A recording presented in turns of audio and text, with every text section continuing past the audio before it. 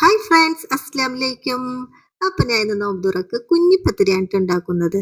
അപ്പോൾ കുഞ്ഞിപ്പത്തൽ എന്ന് പറയും, കുഞ്ഞിപ്പത്തിരി എന്ന് പറയും കേട്ടോ. അപ്പം ഞാൻ ബീഫാണ് അതിനെടുത്തിട്ടുള്ളത്. ചിക്കനല്ല, ബീഫാണ്. അപ്പം ഞാൻ ബീഫ് കഴുകി കുക്കറിലിട്ടിട്ട് സവാള, ഉള്ളിയും വെളുത്തുള്ളി, ഇഞ്ചി, തക്കാളി, വേപ്പില എല്ലാം കൂടി മിക്സ് ചെയ്തിട്ട് നല്ലോണം പൊടികളൊക്കെ ഇട്ടിട്ട് നല്ലോണം മിക്സ് ചെയ്ത് കുറച്ച് വെളിച്ചെണ്ണ ഒഴിച്ച് അങ്ങോട്ട് വേവിക്കാമല്ലോ വിചാരിച്ചല്ലേ. പിന്നെ സവാളയൊക്കെ വാട്ടിയ ഒരുപാട് ടൈം എടുക്കും. ഇതാവുമ്പോൾ നല്ല ടേസ്റ്റ് ആയിട്ടുള്ള നല്ല കറിയും കിട്ടുകയും ചെയ്യും.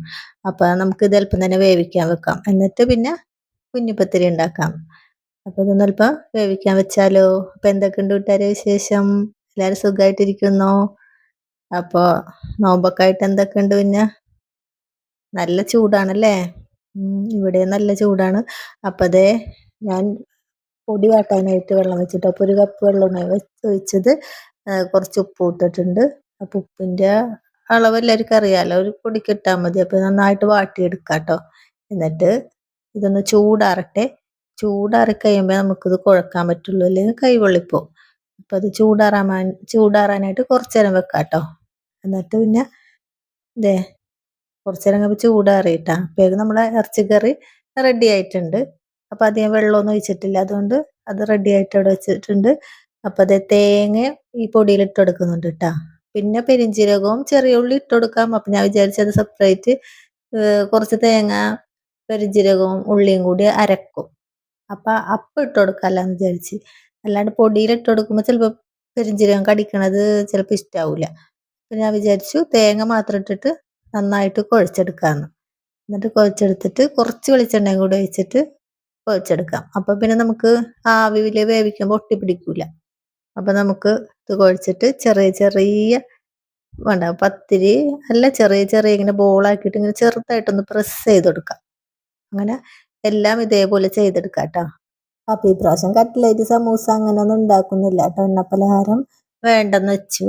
അപ്പോൾ ജ്യൂസും പിന്നെ ഫ്രൂട്ട്സ് അങ്ങനെയൊക്കെ ആക്കാമെന്ന് വിചാരിച്ച്. പിന്നെ മോനിക്കാണെങ്കിലും എണ്ണപ്പലഹാരം ഇപ്പം ഇഷ്ടമല്ല, പിന്നെ പഞ്ചസാര. അതുകൊണ്ട് അത് രണ്ടും ഒഴിവാക്കിയിട്ട് നോമ്പ് പിടിക്കാന്നാട്ടോ വിചാരിച്ചേക്കണത്. അപ്പോൾ അത് ഇതൊക്കെ റെഡി ആയിട്ടുണ്ട്. അപ്പം നമുക്കിത് ആവി കയറ്റാനായിട്ട് ഇഡ്ഡലി ചെമ്പിൽ കുറച്ച് വെളിച്ചെണ്ണ വെച്ച് കൊടുക്കാം കേട്ടോ, അല്ലെങ്കിൽ പിന്നെ അതിൽ ഒട്ടിപ്പിടിക്കും. എന്നിട്ടത് ആവി കയറ്റാം. അപ്പം ഇതേപോലെ കുറേ പേര് ഉണ്ടാക്കിയിട്ടുണ്ടാവും കേട്ടോ. അപ്പം ഞാൻ എൻ്റെ രീതിയിൽ ഉണ്ടാക്കുന്നത് ഞാൻ കൂട്ടുകാർക്കും കൂടി കാണിച്ചു തന്നുള്ളൂ കേട്ടോ. അപ്പം എപ്പോഴും ഇടിയപ്പം അങ്ങനെയൊക്കെയാണല്ലോ, അപ്പോൾ വെറൈറ്റി പിടിക്കാമല്ലോ എന്ന് വിചാരിച്ച് അങ്ങനെ ഉണ്ടാക്കാൻ തീരുമാനിച്ചു കേട്ടാ.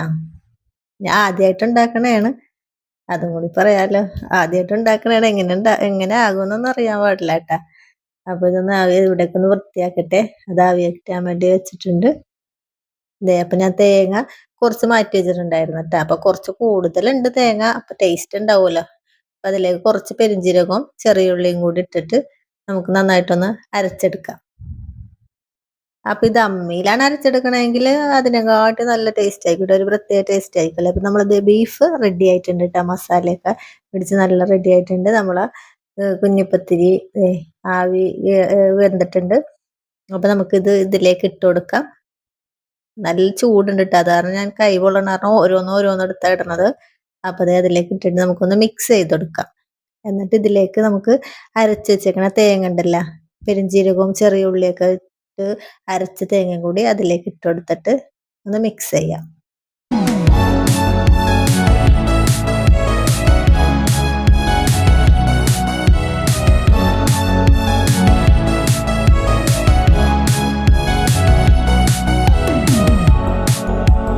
അപ്പം അത് മിക്സ് ചെയ്ത് കഴിഞ്ഞിട്ട് ഒന്ന് ചൂടാക്കാം കേട്ടോ. അപ്പോൾ തിള ഇങ്ങനെ വന്നാൽ മതി കേട്ടോ, നല്ലോണം തിളക്കണ്ട.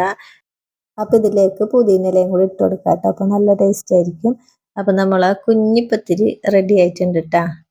അപ്പം ഇതിൻ്റെ ഇടയിൽ ഞാൻ മാങ്ങ ജ്യൂസ് അടിച്ച് വെച്ചിട്ടുണ്ടായിരുന്നു കേട്ടോ. അപ്പോൾ അത് നന്നായി, കാരണം കറണ്ട് പോയി. നോമ്പ് തുറക്കുന്ന ടൈം ആയപ്പോൾ കറണ്ട് പോയി. അപ്പം പിന്നെ കുമ്പട്ടിങ്ങയും ഈന്തപ്പഴവും കുമ്പട്ടിങ്ങ കുറച്ച് ഇങ്ങനെ കുത്തി കുത്തി ഇതാക്കിയതും മുന്തിരിയും മാങ്ങ ജ്യൂസും.